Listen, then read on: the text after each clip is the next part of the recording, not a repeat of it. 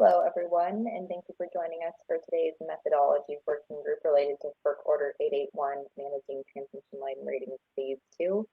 My name is Isabella Nicosia, representing ISO Stakeholder Affairs, and I'll be facilitating the web conference today. I'm also joined on the line by Raja Tepatagula, our Director of Operations Engineering Services here at the ISO. And then we have a few members of our team on the line who will be available to answer questions as we go today as well. So just a few reminders before we get started. This call is being recorded, and the recording is for informational and convenience purposes only. So any related transcription should not be reprinted without the ISO's permission. And then if you need technical assistance at any point during today's call, you can send a chat to the event producer or event producer today at 2 p.m. We will be pausing for questions throughout the call today, so if you connected to audio through your computer or use the call me option in WebEx, you can raise your hand by selecting the raise hand icon, which is located at the bottom of your screen. If you connected to audio outside of the WebEx, then you'll need to press #2 on your telephone keypad, and that will raise your hand as well. So we'll keep an eye on both the WebEx view and then the phone only view as well. And then just a reminder to everyone to please state your name and affiliation before making your comment so we know who is speaking. And then you can also send your question through the chat to either me directly, again, my name is Isabella Nicosia, or you can send it to all panelists. So the agenda for today, I'll hand it over to Raja here in just a second, and we'll kick things off with some discussion on the RAS and AAR nomograms and continued discussion on the facility rating methodologies, and then we'll leave some time at the end to go over to the next step. So with that, I will go ahead and turn it over to Raja. Good morning. Good morning, everybody. This is Raja Tepatagula. So today, I think there's a couple of discussion items that I wanted to have a discussion with the TOPs and the TOP community, what their thought process is, what are they thinking through when they're working through their compliance portion of the FERC Order 881. And obviously, one of the big items is the impacts of AR on the remedial action schemes. There's in East, there's not that many RASs, so there's not that much discussion going on in the East. But in the Western interconnection, there's a lot of RASs. There's a lot of RASs. So ultimately, I wanted to have a discussion with your group and see what you guys are thinking through. What I mean by impacts of AR and RASs, right? So mainly flow-based remedial action schemes, which use facility ratings to operate and are said to operate at a static seasonal rating, right? So we have a lot of RASs, which with this, right, flow-based, and what are you thinking, right? How are you planning to be compliant with it? Are you planning to change arming or triggering thresholds for these RASs under your TOP purview, or are you planning to develop exceptions? So I was thinking maybe let's open up for the discussion. I have 2 more slides, and after that we can have a discussion surrounding this and see what is your thought. Again, as I mentioned, there's a lot of flow-based RAS across Western interconnection. Next slide, please. Gene Henneberg from NB Energy has presented this information at one of the WEC RAS RS meeting with the number of RASs in the Western interconnection. What is the main purpose of those RASs, right? What is the arming, right? What type of arming they have, and what type of continuous triggering detection that those RASs are. So he divided those RASs into multiple buckets, ultimately trying to determine how many RASs potentially will fall under this 881, right? In general, anytime you're monitoring a flow on an equipment and triggering an event based upon certain amount of flow or based upon certain rating, right? So those will fall under, at least based upon the 881 language, they fall under those 881 purview.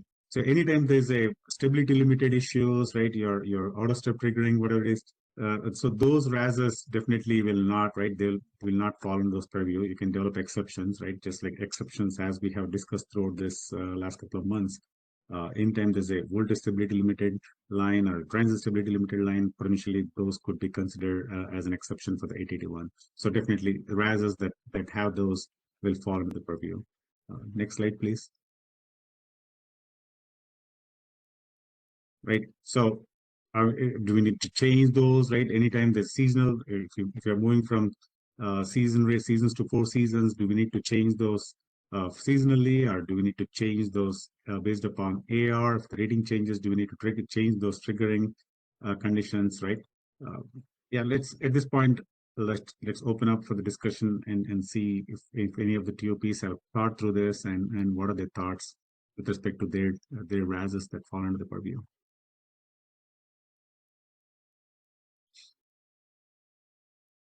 Again, to raise your hand, you can do so by pressing the raise hand icon located at the bottom of your screen. And then if you connected to audio outside of the WebEx, you'll need to press #2.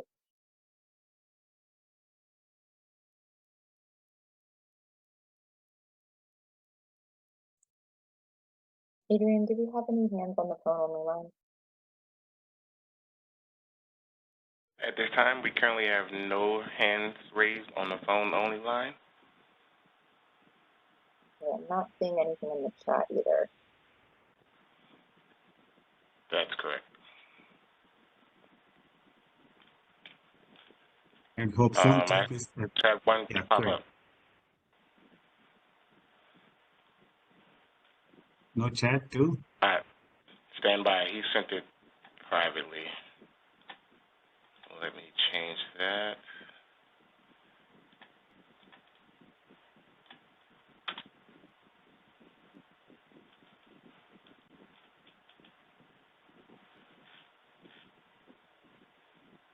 There we go. You should have it. Still no questions. No hands raised. Anybody willing to discuss those? Oh, looks like we have a hand. 2 hands. Yep. Great, Salman. Maybe we can start with Zaman, and then after that we can do Zia after that.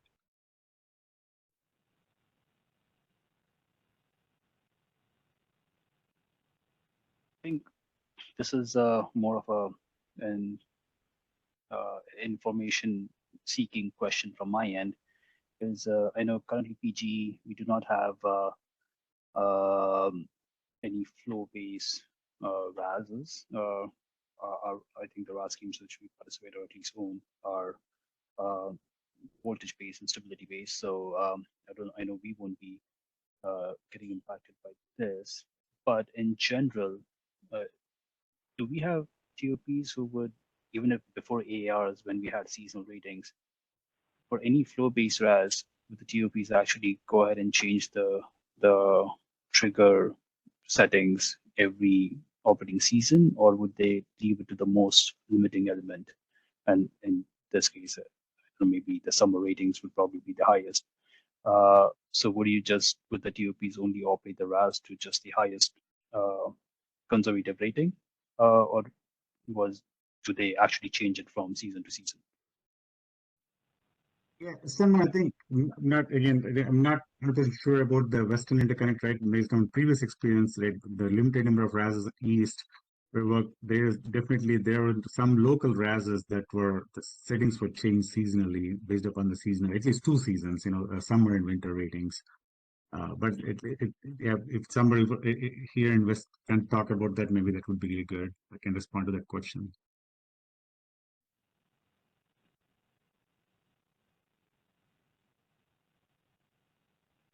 Because yeah, I mean, the thought would be just to maybe have it set to the most limiting element, but I know that will just put us in a much extremely conservative state. But again, as I said, I'm just trying to understand how things are determined on a season to season basis. Yeah, I think the bigger question for me is, Salman, is how each TOP is gonna write up in their rating methodology, right? How they're with at least in general, the order kinds of, Andrew can correct me, does not have any exceptions for RASs, right? I know Kaiso and a couple of entities had intervened with some of the comments, but that were pushed back by FERC.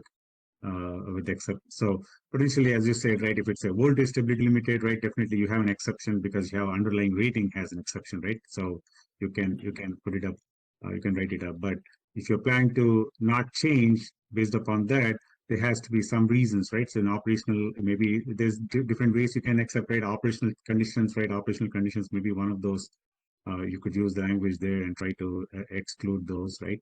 Again, each TUP will make changes based upon their. Andrew, do you want to add anything else on respect to the RAS's exceptions?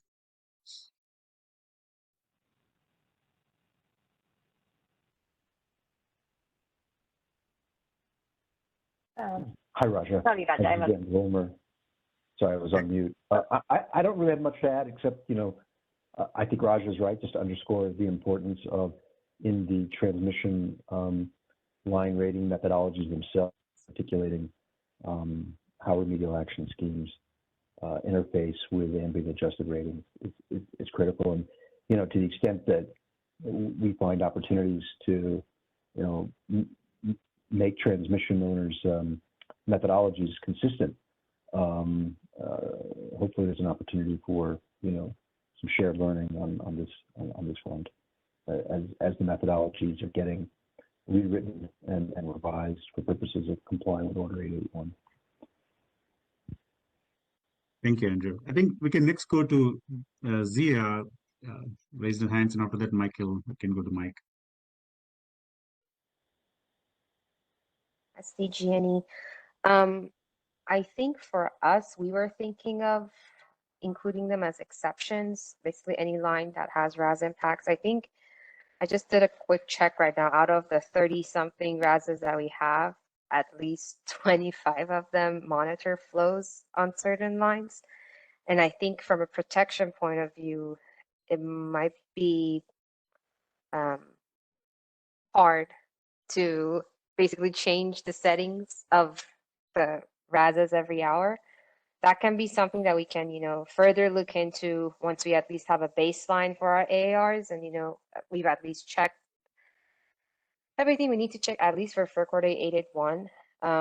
But yeah, I think our current aim is to include those as exceptions, and then maybe if we have more time, to delve into from a protection view what's needed to, implement that, then we can look into that. But for now, we're just focusing on, what are the majority of the lines that we want to fall under this order, and how can we basically get there by 2025. Thank you, Zia. So I'm assuming when you're developing your rating methodology, are you going to document those in a way, kind of an exceptions? And what are your thoughts on, what are the assumptions that you're planning to use to make this exception? Just curious. Yeah, so for us, I think some of the exceptions we were thinking of, one of them was lines that will get will have RASs implicated on them. The other one we were thinking of, I think, were our CB out ratings that we wanted to include as exceptions. I don't think we've much discussed exactly where those will go on our procedures. I know there should be a procedure where we will share with California ISO, where we'll basically discuss these are our ratings, these are our exceptions. So I'm assuming those will kind of go under that procedure. And you asked one more question, Raja, sorry. Can you repeat that? Yeah, I understand, right? You're developing the exceptions, but is there any reasons that you plan to cite, right, with respect to what is the operational conditions, challenges associated with changing? Right? I'm not trying to push back on it. Just curious, how are you going to be compliant with the 881 order, right? That's what I was trying to get to. Correct. At least based on the current discussions we've had, I know our protection team and our basically system protection operations team are our techs that have to basically go implement these in our protection devices. They said it might not be achievable. So that was kind of one of the reasons we were going to put in there. Again, it's up for more discussion. That's something we're discussing with all of our stakeholders. But for now, that was, one of the reasons we were going to include. I can give you more details, once we kind of get further into it. But at least for now, that's one of the reasons. Sure. Thank you very much, Zia. Thanks for bringing that up. That's a good one. So, yeah, we can move on to Michael Hoagland from Tri-State. Great, Mike. So I think our two main strategies fall relatively similar with what Zia has said, but the first one being, trying to force the rating out into the relay somehow through either a kind of a set command giving the current rating so that it can be programmatically implemented in the relays, and that's proving to be a relatively difficult task. The second strategy that we're debating would be to have it enabled and disabled based on post contingent results. And so if the contingency analysis pops up that the RAS is needed, then it's enabled, and if it pops up that it isn't needed, then it's disabled. That works for our situation just because the use of the rating is more of a security implementation for making sure the RAS should operate rather than necessary to operate. So we basically have a restraint on the RAS based on the rating, and if that goes away, then it can just kind of trip freely, and therefore enabling and disabling it based on results would work. The scalability of that obviously doesn't work, or it would need to be tied into some type of automation on the EMS side where if rating goes, in our case just made up, if rating goes below 100 MVA, then enable RAS, that could be done via EMS commands automatically. It's always dependent on a good RTCA solve rather than what's actually happening in the field. So there's obviously increased risk with that. So you'd have to probably bake in some fail safe in order to make sure that worked. I haven't gotten to that point yet, but that's kind of the roads that we're walking down.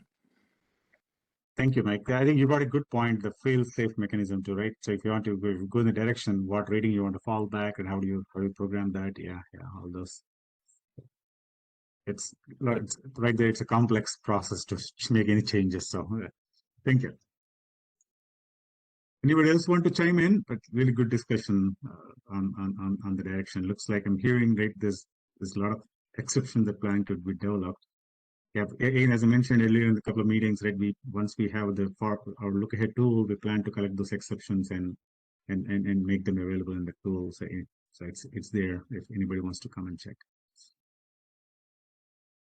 Yeah, I think someone came back. Someone go ahead.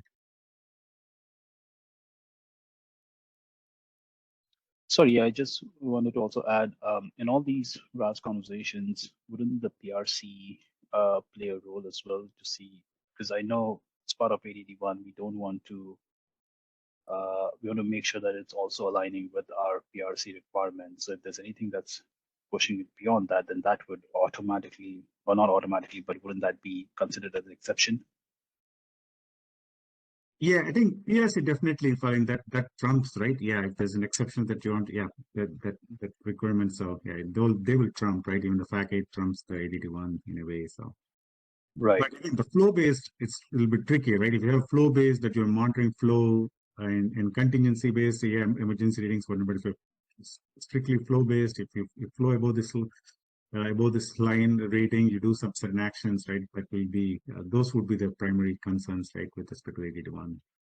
Well, no, where I was going with it is like, let's say we are looking at the temperature ranges, and let's say we get to finding a temperature range for minus 10 degrees Celsius, or even 50 degrees Celsius. 50 degrees Celsius.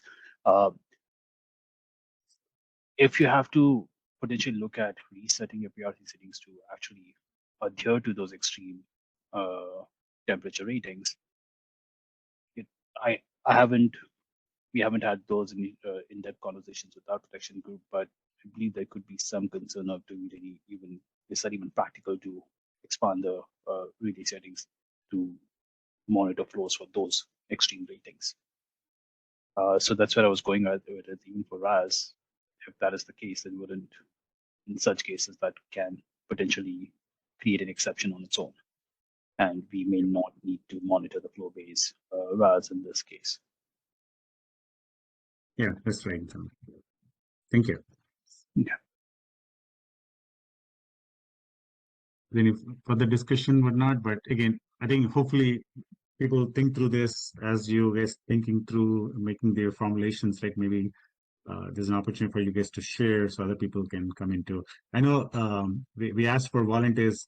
But we're thinking maybe Isabella and me, we're thinking maybe we could actually send out an official request and see if anyone wants to present their thought process on some of these items in the next meeting. So watch out for that notice coming out from Kaisel, RC West, and we can go from there. Just want to stir up the discussion so other people can learn from them. Yeah. Thanks, Raja. And we had another question come in through the chat. I think just asking for some background. So for those interested in the FERC Order 881 RAS presentation that Jean Henneberg from NV Energy created and presented at the WEC webinar, how does the FERC Order 881 affect RAS? Yeah, thank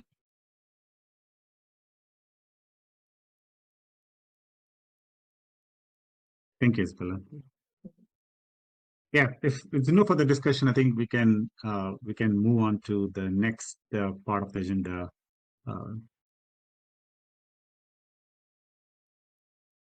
Next slide, please, Eddie. Yeah, so this is, again, I wanted to nomograms, different, I know different, across the West, there's been different names being used for that, right? And somebody uses TCARs, so branch groups, right? I think at CAISO, we use nomograms, right? CAISO uses nomograms. There are different terminology across the West, but ultimately, right, a nomogram is used to define a constraint relationship between two power system megawatt variables, right? It can be an AC interface megawatt flow versus another flow. It can be flow versus megawatt generation, right? So ultimately, there's a lot of different ways, different nomograms. There's wide variety of nomograms, stability nomograms, transient stability nomograms, voltage stability nomograms, right? Nomograms with contingencies and associated with the RASs, right? RAS actions, especially if there's a major RASs, right? If the contingency triggers the RAS action, how do you simulate, right? I know historically that's how the nomograms were developed. So again, how does 881 impacts nomograms, right? There's definitely based upon how the language is written, anytime there's a rating change, especially if you are thermally limiting nomograms, AR will apply to those nomograms. So for us at CAISO, there's both the look-ahead studies, especially CAISO has 24-hour studies, in both the day-ahead market as well as the day-ahead reliability studies and day-ahead reliability studies, D+2 and D+3 studies, right? Even the outage studies, CAISO RC West uses some of those hourly studies. So in a way, those tools, right? Anytime we have a nomogram, right now it's a static rating, right? It's a static rating. Next slide can explain more. So as I mentioned, right, it can be thermal overload, N-2 reliability overload as voltage collapse, right? So stability nomograms might not need a change, but if it's a thermal limiting, especially N-1, and you're using N-1 to monitor limit and N-2 to monitor limit, and if there's an AR changes that changes those limits, those nomograms need to be changed. That becomes really complicated, right? Right now it's a static limit. So if you're changing an hourly, how do you change the nomograms to make those changes to the ratings? Right now, nomograms are all managed manually by operation engineers, and with this 881, there's no way you can manage that, right? You cannot change the hourly rating in those processes. So we are looking into enhanced modeling. There's some thoughts, right? But again, this is a big impact item for CAISO and some of the tools RC West has. So I wanted to open up from the TOP community across the West, right? What is your thoughts on, do you have any flavors of these nomograms or different names? And what are you thinking through how you can achieve the 881 compliance on these elements?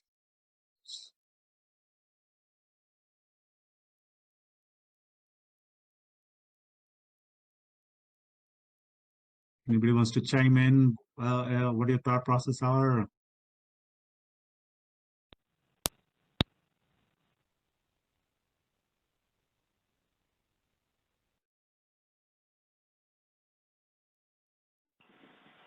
We have no raised hands in the chat or verbal.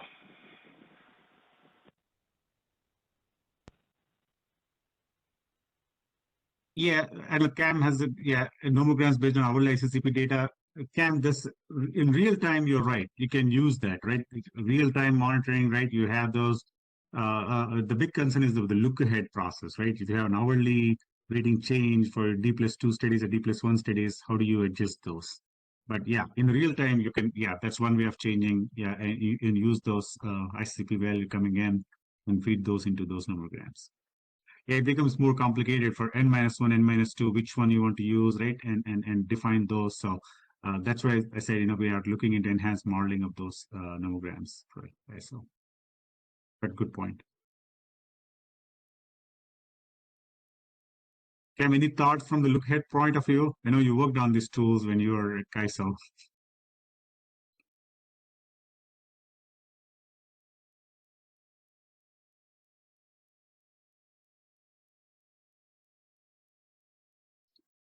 Any volunteers to talk about for your organization? Do you have those, and how are you planning to address those?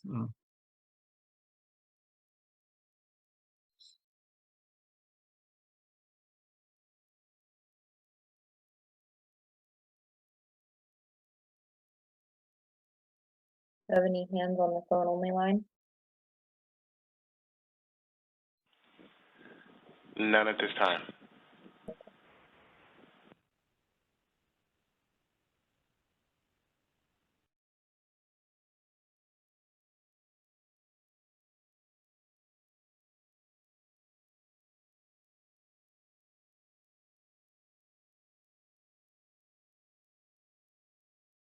Cam had some comments. Thanks for those comments, Cam.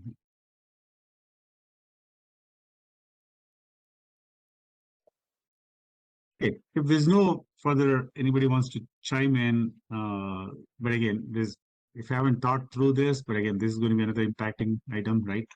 If you have nomograms in real time versus look ahead process, you definitely need to make changes to those elements. We can go to the next slide if there's no volunteers. So again, as I mentioned, right, we're seeking volunteers to talk about what the TOs are thinking to be with respect to their compliance of and development of the rating methodology. So watch out for that notice, and hopefully we have some volunteers, because I think that would be helpful for other TOs if they learn from you folks that have been actually doing some of this stuff. As far as for us, right, I know you mentioned multiple times, we are pretty close in finalizing our making our decision. We're at final stage of discussing with OETA on the webline R for our look at application. Indu, who's our architect, can talk more some of the discussion that went through. We don't have a slide, but just if there's any questions, Indu can chime in. OETA has the webline R. They have they're at least in principle, right? They can do what we want, right? How we want our look ahead, what the things that our look ahead application needs to do, coordinate with you folks, right? And get those ratings and validate things and as well as develop, seek exceptions and maintain those exceptions in that list. And once we make that decision with OETA, we'll finalize the specification document for the look at application, and we'll share with the TOPs. So you folks can actually start working on your side with those specifications. I know the real-time application, we have shared those specifications with the community. So they'll be acquired through ICCP, as I mentioned in prior meetings. The look ahead applications will be acquired the look ahead 240 hours of ratings will be acquired through this new application. I think there's one more slide. We can go to the next slide. So this one, I think as I mentioned, we have invited Vic Liaison to this working group meetings. I think we have Vic Howell on the call, if I'm seeing. Vic, maybe we can make you panel. So for this part of the agenda item, so we wanted your thoughts on what we can do, how we need to move forward with some of the things that we're looking for.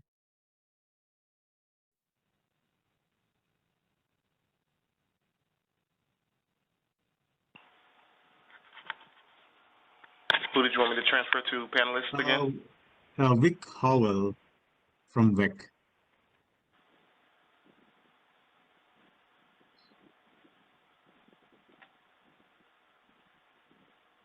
Let me see.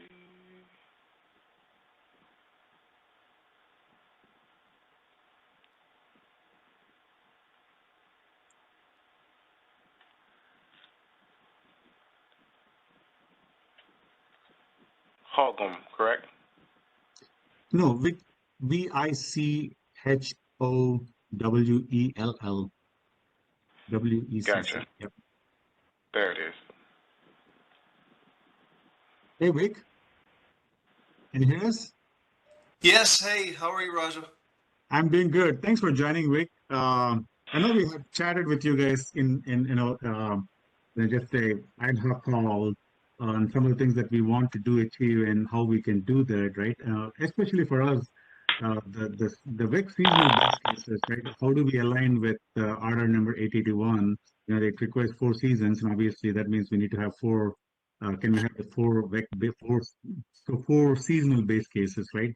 So how do we? What is the right process? At least for me, I thought, for seasonal model development, right, the VEC system review subcommittee is the main entity, right? So again, this is my understanding so far. So let me know if I'm wrong. And how do we coordinate? What is the right process for us to start the discussion there? You know, yes, you're right. That's not so much my part of interacting with WEC, but yes, the System Review Subcommittee is the subcommittee that sort of comes together to talk about issues with the base cases. So I think, it probably would be a good idea to get on their agenda. I don't know how frequently they meet, but it makes sense to me. It makes sense to me to get involved with the System Review Subcommittee to see how this might play out. Thank you, Vic. I don't know if any of the committee members attend those meetings, and maybe they might have a thought process. Because I think, again, I put a slide based upon my information, what I have. Can you go to the next slide? That will show you what are the base cases that are being developed today, right? This is, again, these are the VEC operating base cases that get developed today, right? So it's just 5 cases, but again, most of them are winter, summer. So that's right. So how do we right? So is this the right models that are being developed by VEC? Are there other cases that are being developed by VEC? Just curious to learn from you, VEC, if you're aware of those, or maybe any other community TOP members that attend these calls. Yeah. Honestly, Raja, this is not my wheelhouse, but I would imagine that the System Review Subcommittee is responsible for figuring out which kind of cases they develop and for which years. So I'm sorry that I can't answer your question, but I don't know a whole lot about that. Sure. No worries. I think, again, for me, right, what is the, so do you want me just register for that calls, or how do we do that, right? So maybe you might help me with that. Yeah, I I can shoot a note to you and a few folks at WEC who are the right people when we're done here, and just say, hey, Raja would like to, get plugged into the System Review Subcommittee to talk about this topic, and let the conversation happen. Sure. Thank you, Vic. I think that would be really helpful. Certainly. Are there any folks in the attendees that attend these calls? Maybe they can chime in. Are there any other models that gets developed right across the West? Again, pardon me if I'm incorrect, right? Again, this is my understanding so far.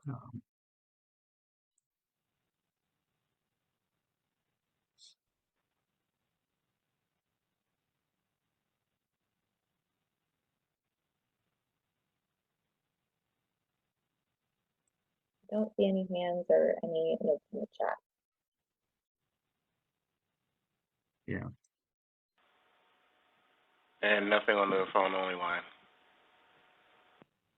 Okay, so I mean, again, there's no comments, right? This is what we plan to work with WEC and try to get on that WEC committee and see what are the thought process, if they're already thinking through how can we line up the seasonal definition that we want to achieve with what they are planning to develop, right?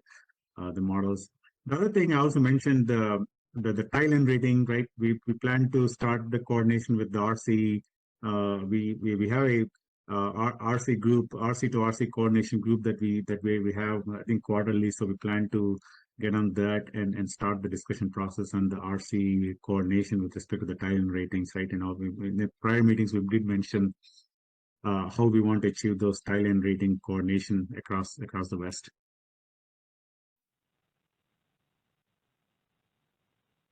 This, I think, okay. I think overall, I think those are the agenda items. If there's any roundtable, maybe I have one more slide, but again, this is existing timeline, project timeline, where we are, right? We're still under the track one. We're working with Siemens to develop those capability, receive the ICCP data, ratings to ICCP, real-time ICCP, and utilize those in our reliability tools. So that is ongoing. Definitely we're on track. As I mentioned, we have posted some of the examples. Sergil can talk more about some of the example templates that we actually posted in a couple of locations, specification documents, whatnot. But we're definitely going in the right direction with respect to the track one. The track two is the look ahead application that we are in the final stage of discussion with OETI, and hopefully we'll make the decision here pretty soon and start working on that. And track three, there's at this point, this is the process where we plan to make all our downstream tools, all the reliable look ahead tools, look ahead reliability tools, the markets from a KISO point of view, as well as our outage tools, short-term outage window tools, all those be compliant with the 881 orders. They are hold, right? I know the compliance to be 2025. Potentially, we plan to make a decision on whether if we want to delay some of these things, right? We haven't finalized that, but once we make the final decision, we'll definitely talk with the TOP community if we want to delay some of these processes.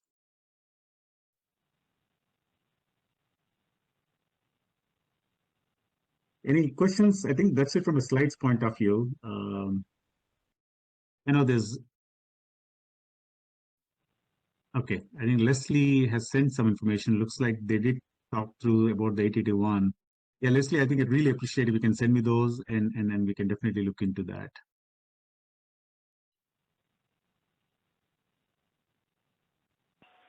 Sergil, We have two questions. Yeah, go ahead. Sergil, do you want to address Mark's question about ICCP? Can you read that? Yeah, I can read it out to you, Rajal. The question is from BPA and the EMS team. Does KISO intend to use limit records in ICCP as opposed to sending limit values through analog records? Yes, I shared the template with BPA. I think Bert and Station is reviewing internally the template and what data that we are looking for to receive via ICCP. Is that the question from BPA, or I missed anything that needs further explanation?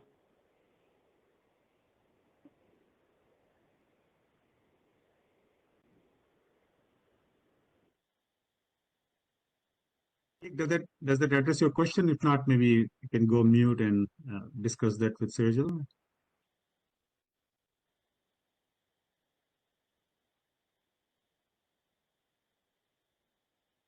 While we're waiting for a response from Gage, we can take the questions in queue. Sure. I think it's well, yeah, we can maybe want to. I think there's two folks, right? Subbaraman and Sanman, both of them raise their hands. Maybe we can go to Subbaraman and then we can go to Sanman after that.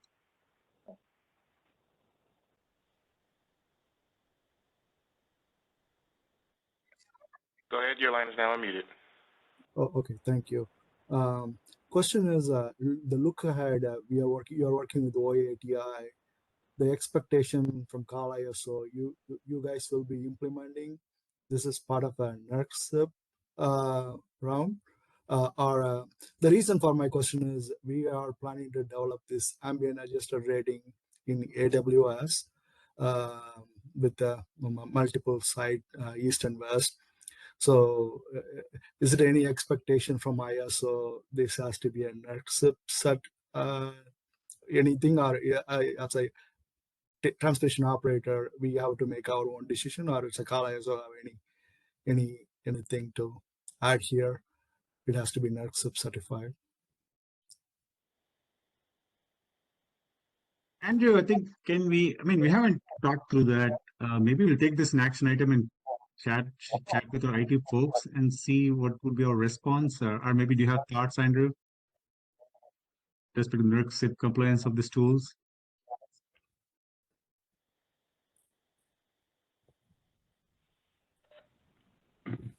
Hi, Raja. It's Andrew. I had to go on the computer audio. Hopefully you hear me.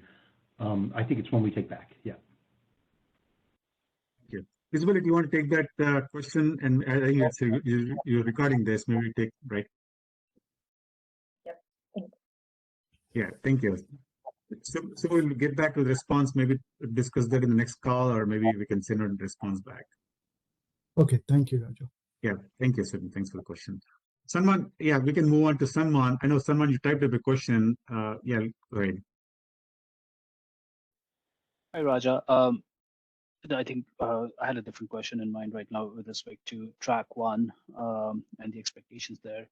If I recall, wasn't the RC looking to receive ambient adjusted ratings from TOPs who actually have them in play today for the current hour?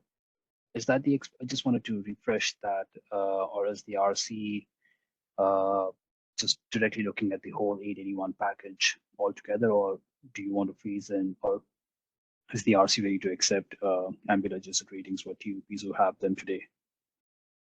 So, I mean, Salman, is a really good question. At this point, right, we're not setting up a requirement, right? It's more if TUP is ready. I know some TUPs are actually ready with their process and some of the equipment, so we can start utilizing those ratings, AR ratings. But again, if there's a lot of TOPs that plan to start using right away, we need to definitely stagger it up because, right, it's a lot of manual, right? Make sure the mappings are accurate. So there's some manual work involved in making sure all the mappings are accurate between our systems or your systems, right? So yeah, we can definitely plan to stagger if there's a lot of TOPs that are willing to start utilizing, but there's no requirement at this point. I see. And yeah, just to be clear, I think PG, I think we do have ambient adjusted readings, but only for the real time or the current hour. There's nothing we still have to work on how we're going to get the 240 hours worth of data as part of 881. But if the RC is willing to test out any their application based on the AARs or real time, then yeah, keep us posted or let us know how we can help with that. Yep, definitely. Thank you, Salman. So yeah, Sergio will take note, right? Definitely Sergio will be working with, I think he's working with, he plans to work with IID once our full capabilities are done, ready at that point, right? You can definitely start working with you folks as well. All right. Thank you. Thanks. And some more questions about 240 hours, right, Salman? At this point, right, we haven't gone to that, right? Once we make the decision, right, then at that point, I will start planning in detail, right? You know, we have BRS, but requirement specifications documented, but we haven't talked with the vendor in those details yet. How it will look like, what the tool will be doing.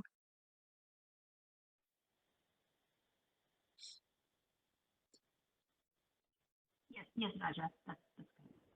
Thank you. Yeah, definitely. There's a lot of different things, right? Daily exchange, right? So yeah, so those things will need to be addressed too as we move.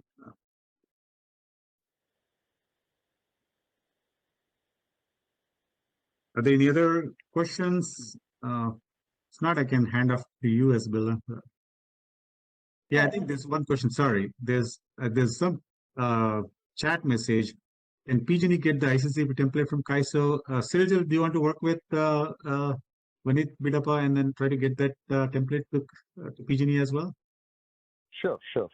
I can, if I have the email address, I can send it right now. I have it ready while I'm working with BPA and others. So my plan this week is to work with Portland and Puget Sound. I think they're pretty much ahead of the curve, look like. So I can definitely work with Sunman or whoever he assigns, and we'll go over the document. Yeah, I think PG&E is Vanith Bidappa. Yeah, she can send an email to our stakeholder, and then we can go from there, and then you can share that document, that template. Yeah. Thank you. Yeah, I think Gig had a chat typed up, right? Sergio, do you want to address that? Maybe send an email, send a note to Gig with that information.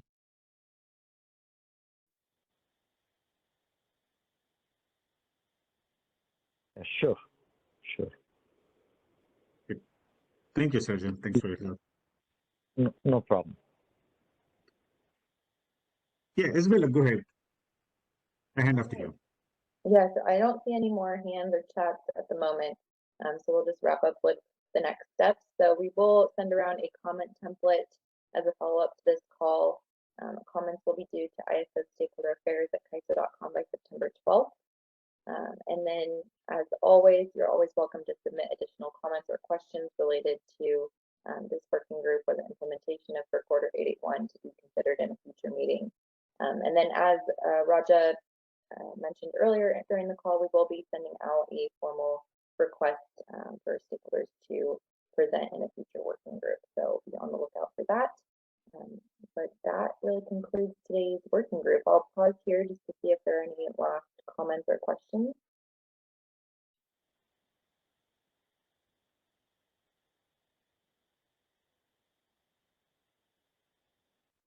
Okay, I'm not seeing any. Well, thank you all for joining us and have a great rest of your day.